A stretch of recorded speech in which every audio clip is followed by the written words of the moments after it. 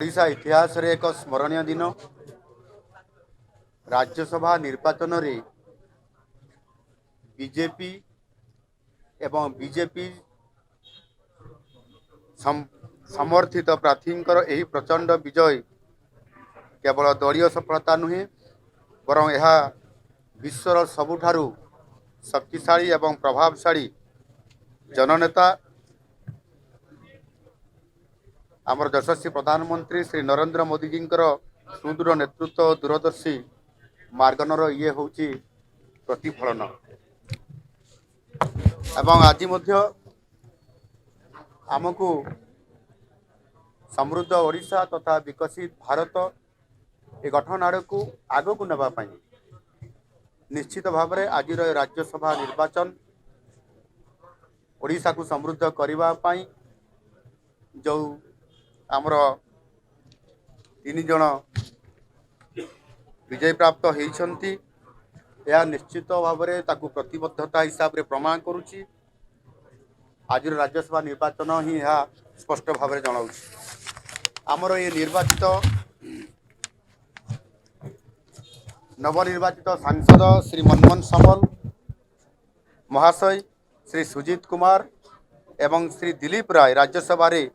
ओडिशार स्वार्थ रक्षा करने सह मोदी जी विकसित भारत अभियान रे ओडिशा को एक अग्रणी राज्य हिसाब रे निश्चित भाव में आगामी दिन में जो संकल्प नहीं काम करने जीवे निश्चित भाव में सबु बड़े राज्यसभा ओडिशार स्वर को शाणित करी ओडिशार विकास काम रे अधिक प्रतिफलित होई ता ओडिशा को समृद्धिशाली करिवे।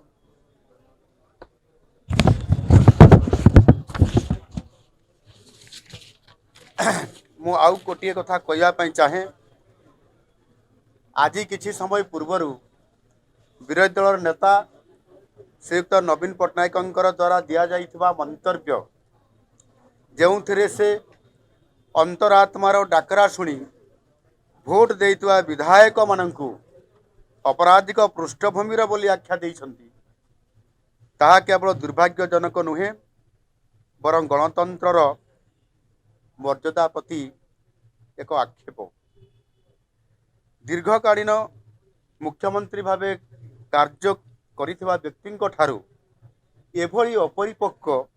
एवं अपमानजनक शब्द केबे मध्य आशा करा जाए नहीं। जो विधायक माने निज निर्वाचन मंडलीर जनसाधारण स्वार्थ एवं राज्यर विकास को प्राथमिकता दे निजर मत सब्यस्त करिसेंती सेमानंकु अपराधी कहवा अर्थ हेउछि सेमानंकु निर्वाचित करितबा हजार हजार भोटर को मध्य अपमानित करिबा। तेणु ये परिप्रेक्षी रे निश्चित भाव में जनसाधारण द्वारा निर्वाचित प्रतिनिधि माने कौन सी व्यक्ति विशेषकर पाखरे केबे बंधा नुहंती सेमाने केवल संविधान एवं निजर लोकंकर पाखरे उत्तरदायी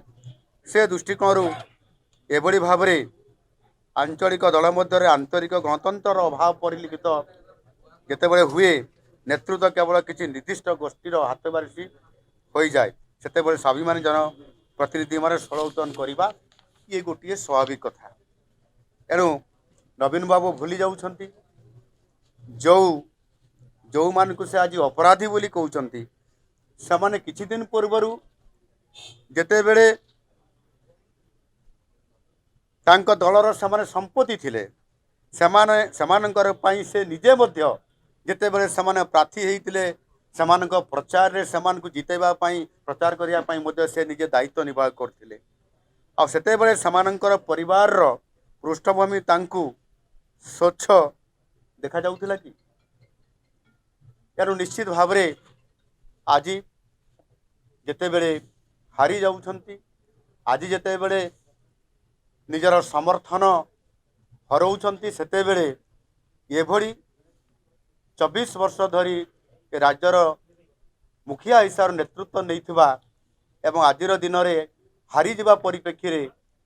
जेभली भाव में अपरिपक्वता मंतव्य देवा यह निश्चित भाव में दुर्भाग्यजनक। ओडिशार जनसाधारण ओडिशार विकास पथरे जी रहिबो नाही तांकु परिवर्तन करिवार अधिकार अच्छी शक्ति मध्य अच्छी निश्चित भाव में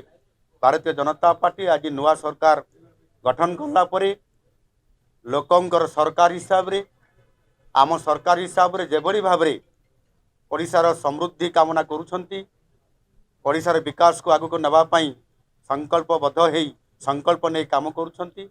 आउ सेथिरे लोकमानंकर जो सहयोग नहीं काम करुछंती लोक मैंने जेभली भाव में निस्सर्त भाव में समर्थन दौरान तार प्रतिफलन स्वरूप आज राज्यसभा निर्वाचन रे एभली एक अद्वितीय फलाफल देखापी मिलला